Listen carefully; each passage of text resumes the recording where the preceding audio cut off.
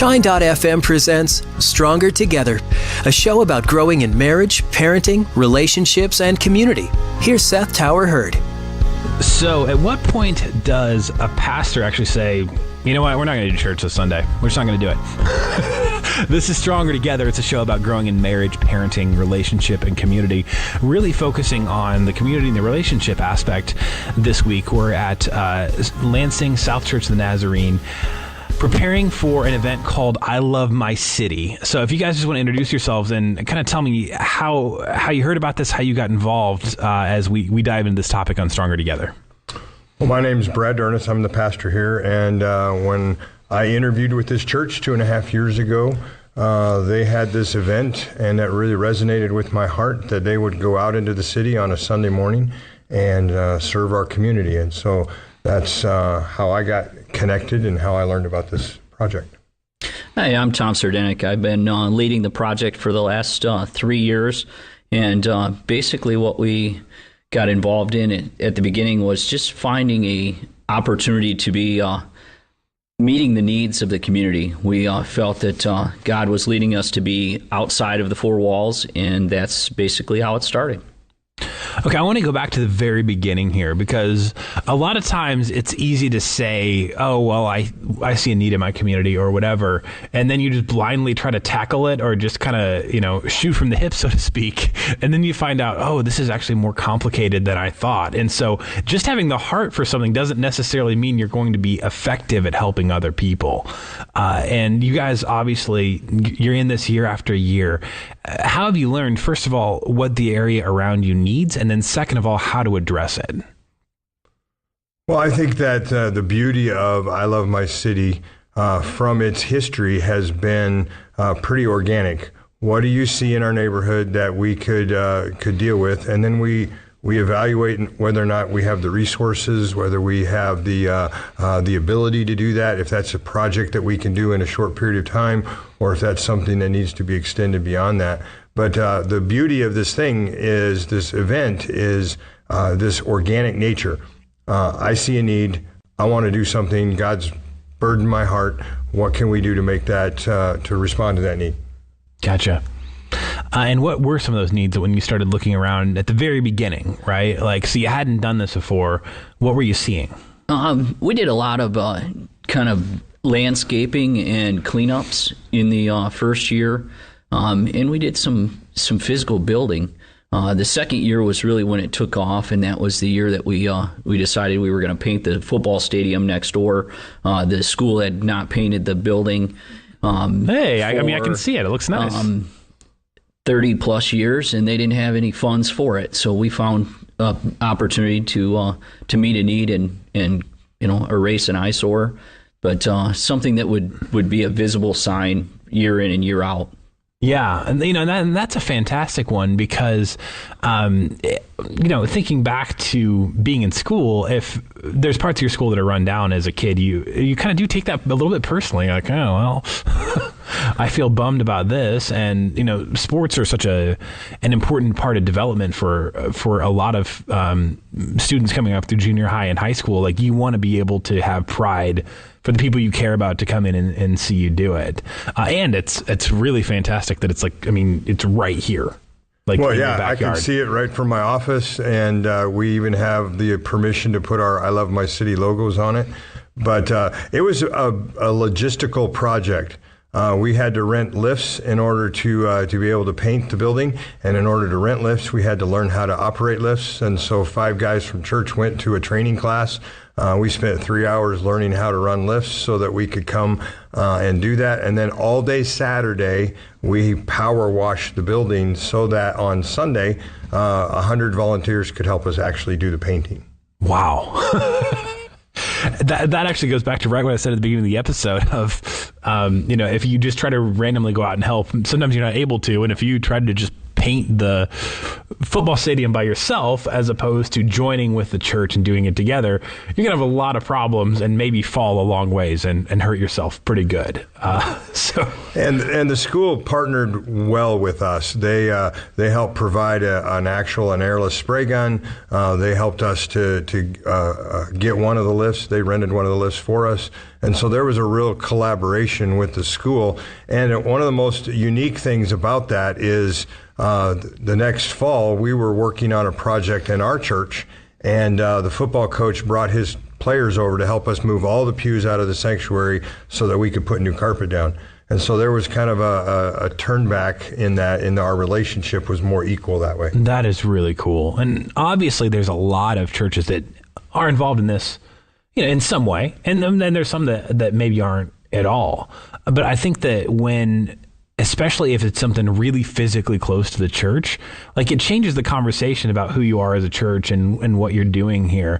So now you have a relationship with with a public school, the football team, how that's helping you back out. But how have you also seen that grow and flourish over the past few years? Well, we've been able to work for them for the past 3 years.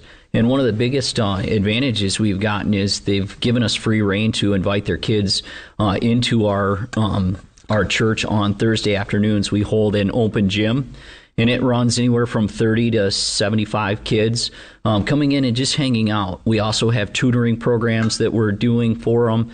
And more than anything else, it allows us to be a part of what's going on in that church and be an influence, or in that school, and be an influence to those kids that we wouldn't have if we just shut the doors. We've actually built a gate between our property and theirs, and it's allowed free reign, so to speak, between the two. And it's been a pretty cool relationship that is unique here. And in the fall, before school starts, we do back to school boxes for the 100+ teachers that are on that campus, and they have pencils and candy bars and mints and erasers and markers, and they also have a written prayer by someone from our congregation that we invite our people to come to the altar that morning and write a prayer for our school teachers that are across the parking lot, and we put that in a box and we deliver those boxes to that school as school's getting ready to start. Wow. What I think is so fascinating about this I love my city thing and the serving thing is if you went over and just kind of said, hey, we want to do this as a church, I wonder how much, acceptance you would have gotten. But because you started with painting the football stadium, it just opens it up in such a different way, because maybe if you just said, hey, we want to help, or we're going to serve teachers or whatever, 50-50 shot that maybe the school is like, who are you? Are you weird? What do you want? Yeah, and there's actually an elementary school on the other side of the street that we haven't been able to bridge that gap because we don't have those kind of relationships as closely knit. But it has been a real reciprocal thing. They use our building, we get to use their facility. It's a relational thing, and it has been a pretty amazing opportunity. And in fact, one of the students from that school was baptized not that long ago as a part of the ministry of that connection. And I call the gate that Tom talked about. We have a sidewalk from our parking lot to theirs, and I call that our umbilical cord. It is our connection to that school, and it's really a significant way for us to look at that and say we are connected together. Absolutely, and I obviously can't make any guarantee that what happened with you guys will happen everywhere if you at your own church went out and do something like this. However, we do know that, serving people it can't make the situation worse ever. Yeah. The football project was a huge project and lots of logistics and all the things that were part of that. But, the boxes, some of those kind of things, we actually do a tailgate party because the stadium's right here, their first home game. Some other things that are like that are not nearly as ambitious as 100 volunteers painting an entire stadium. But it can start small, and it can start with whatever you have the opportunity to do. Yeah. This is Stronger Together. It's a show about growing in marriage, parenting, relationships, and community. We're talking about a project called I Love My City here in Lansing, Michigan at South Church of the Nazarene. Multiple year relationship that's been built up with the community, because just getting out and in this case doing something pretty difficult, starting with painting a stadium. We talked a little bit about like the partnership there. As far as the people inside your own church, first of all, what was the reaction? Was there any maybe kind of like, oh, we're a church, we don't know anything about painting a stadium. We're not stadium painters. How are we going to do this? Was there apprehension? Yeah, absolutely. But take one step back further than that. When it was announced that we are not going to have a church worship service, but we're going to go out and serve our community on a Sunday. People were quoting biblical things to us. Why would we violate the Sabbath? And even still, that's something that we get a little bit of pushback from. That we should do this on a Saturday. But part of the impact is that when we're out working on a Sunday, much like Jesus healing somebody on the Sabbath, or his disciples picking grain on the Sabbath, when there's a need, and the church responds in generosity and in love and pushing tradition aside to address a need, that speaks as much as the project itself. So it really helped us to make that move, but there's still pushback. We should have church on Sunday. And in fact, we will have a small gathering in our sanctuary that morning, but the real mandate is not to have a regular worship service, but to actually be praying for those who are all over the city doing projects today. This is Stronger Together. It's a show about growing in marriage, parenting, relationship, and community. You mentioned all over the city doing projects. So we talked about the thing we can actually see from the spot we're recording right here, but it gets a lot bigger than that. So if you want to just kind of dive into what some of those things look like. Well, Tom, maybe we can go back and forth here a little bit, but one of the things that we do is a prayer walk, and we literally call on the telephone. We have a team of folks that call on the telephone, folks that have come to our outreach events, whether it's a fall extravaganza or an Easter egg hunt or some VBS program or somebody that's just visited our church. On that Sunday, there is a team of folks who make a physical call to that home and say, is there anything we could pray for you about? There's also a team of folks that walk through our neighborhood with the intent of praying for our community as they walk down the streets close to our church. Yeah, another project that we do is crisis care kits assemblies for the women's shelters in the area. And one of the most important things that we do there is the pillowcases and pillows, because when women are come in off of the streets and they don't have anything with them, it's important that they have that kind of keepsake in maybe safety blanket, so to speak, and that pillowcase seems to be that activity there. If I can jump in right there, when we talk about kind of the hidden needs of a community, I have been surprised at who I've known in my life that in childhood actually went to like a women's and children's shelter because of like an abusive situation. And, a couple people that I knew pretty well, just kind of, when we knew each other better, we're better friends, piped up and said, yeah, my mom and the other kids and I went to a shelter like this. And I would have never known. And they always talk about it like, it changed our lives. We had nowhere else to go. And a lot of times, these can be people who are, not desperately poor. They're middle class. They don't have any family. They don't know who to turn to.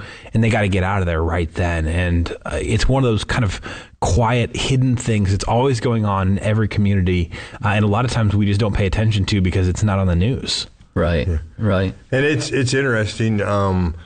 We have gotten a heart for the shelter. Tom and I both go and preach at the shelter one night a month. That's part of their requirement for staying there, is that people have to attend chapel. But our church is beginning to have a heart for that shelter. We drive our bus there and pick up folks on Sunday to come to church. We had a pampering day where ladies from our congregation gave manicures and neck rubs and did hair and did all kinds of neat stuff for these ladies that are in the shelter. And again, I'm just going to go back to how it connects with our purpose as a church. On Easter Sunday, I got to baptize one of the ladies from the shelter that was a part of our congregation now, and she's found a home, but I met her at the shelter. And now she's a part of our congregation. Yeah. And we go back to the questions I'm sure every church is going to have if they're going to go out and serve on a Sunday a year of like, why are we doing this? And, once you see somebody that's found Christ because you got out of the building, it changes everything. Well, it's interesting, and I speak this phrase a lot as we talk about this. In Matthew 25, Jesus did not ask, how many Bible studies did you have, how many people attended your worship service, or how many were there on Wednesday night? But he does ask, what did you do with the hungry and the lonely and the people who are sick and in prison? How did you serve people is one of the questions that we will all be asked when it comes to the judgment. And Jesus is concerned and interested and engaged when we gather for worship. But even his own ministry was not patterned by him sitting in the synagogue or even sitting on a hillside. It was patterned by being engaged in the communities that he walked through and meeting some of those needs so that he could tell the story of God's love and mercy for them. And that leads right into one of the other projects, which is probably my favorite project, which is the Random Acts of Kindness. And what we do here is we give out gift cards, but we have people that pray in grocery stores, in fast food restaurants, and they pray and they say, Lord, who is it that needs this card? And then they wait to listen, and they get a response from the Lord. And then they go and they introduce themselves, and they say, I don't know your situation, but I really feel like God is calling me to give you this card. And the testimonies from this has been absolutely amazing. It's been probably the most important project in our group, if there is a value on one versus the other. But it's been nonstop since the beginning. 6 years ago, it was one of the biggest projects, and it continues to grow, and it's awesome to hear. And that's actually something that maybe takes a different kind of leap of faith than painting something that needs to be painted, like engaging with somebody right then and just say, hey, I feel like God has put a need, in front of me that you got. Here we go. Yeah. And it's always interesting. They're not, I gotta be able to tell you a Bible verse before I can give you this card, or I have to convince you to come to church first. It is, here's this. There's no strings attached. Is there anything that I could pray for you about? And oftentimes those people are fully engaged in saying, yeah, my husband just left, or we don't know how we're going to pay the rent, or whatever it is. Someone in my family just passed. There is this interaction with somebody on a heart level that happened again because of an act of kindness. Just like Jesus healing folks gave him the right to tell the story about God's love and grace. This is Stronger Together. It's a show about growing in marriage, parenting, relationship, and community. Focusing on the community aspect as we talk about a project called I Love My City, Lansing South Church of the Nazarene here in Lansing, Michigan, involved in this and has seen in one day all different kinds of crazy things happen. If you're just joining us, actually painted an entire football stadium, which is a massive undertaking requiring special equipment, and also getting out in to smaller and more niche areas to share the love of Christ. And we still actually have only scratched the surface. You want to give me a couple more projects you guys are involved in for this day?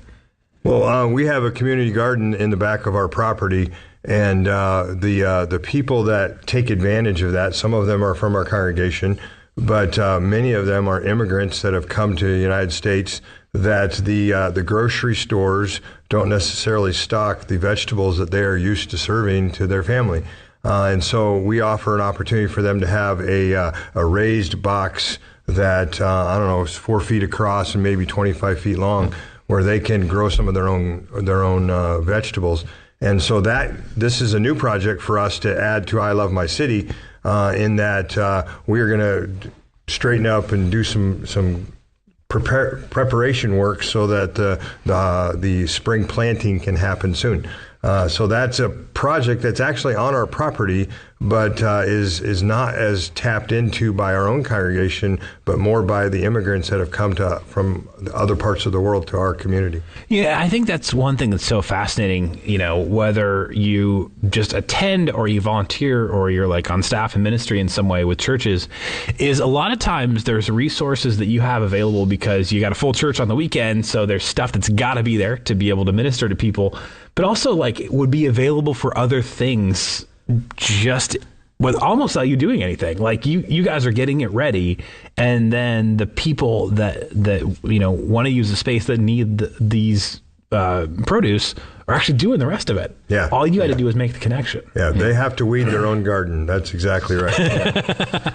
That's not part of the pastoral duties, huh? No, that is not on my job list. But one thing that was very interesting, today I met with the mayor to talk about I Love My City, and I was telling him about a project that someone on just last Sunday, came to me and said, Pastor, I see this need in our city. Can we add that to our list? Well, it was to pick up trash on one of the streets on the south side of town.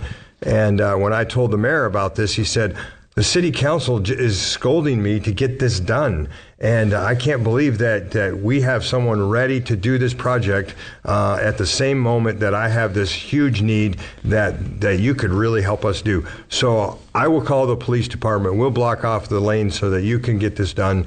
And so that was a huge connection for us. In the past, the mayor has come. We have a new mayor, but the former mayor has come, kind of given us a pep rally, cheered us on, served breakfast with some of the people in the line, and said, "Go get them." And this year we have a different connection in that they have a specific need that God had put on the heart of someone from our church, and how those crossed over together was just remarkable. And the room with 3 or 4 of the city staff just became electric that they were going to get this project done by volunteers who had not even been asked to do it. Wow. This is Stronger Together. It's a show about growing in marriage, parenting, relationship, and community. I'm going to camp out there for just a moment. We're talking about a program called I Love My City. And we're in an era where everybody kind of wants to debate, discuss politics, particularly on social media, and it becomes very polarizing, right? And okay, first of all, that can sever some relationships. But second of all, what makes me sad sometimes when I see that is I think about, are you putting that kind of thought into the community you actually live in? Because if you are not, bad things are going to happen. And as a church, having a relationship with your mayor, I wish that's something every church did, because people don't think about how much their own city is going to flourish or rot, and how that's going to affect the human beings that live there.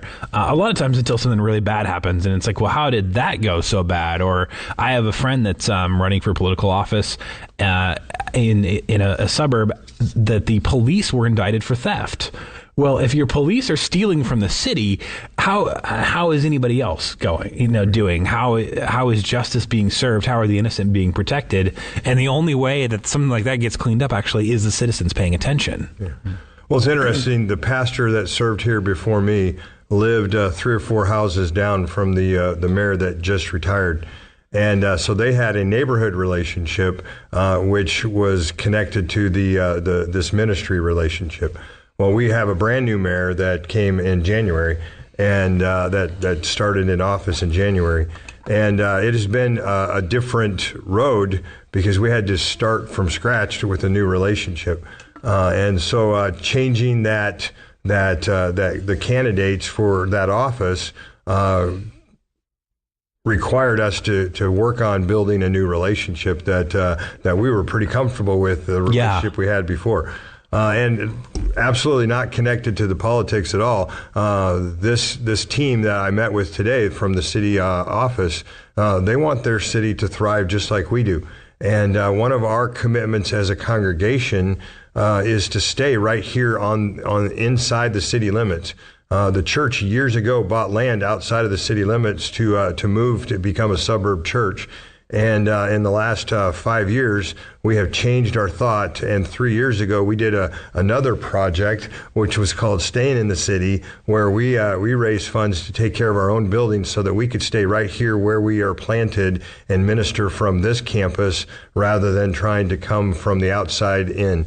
And so this is becoming part of our DNA. That we care about our city.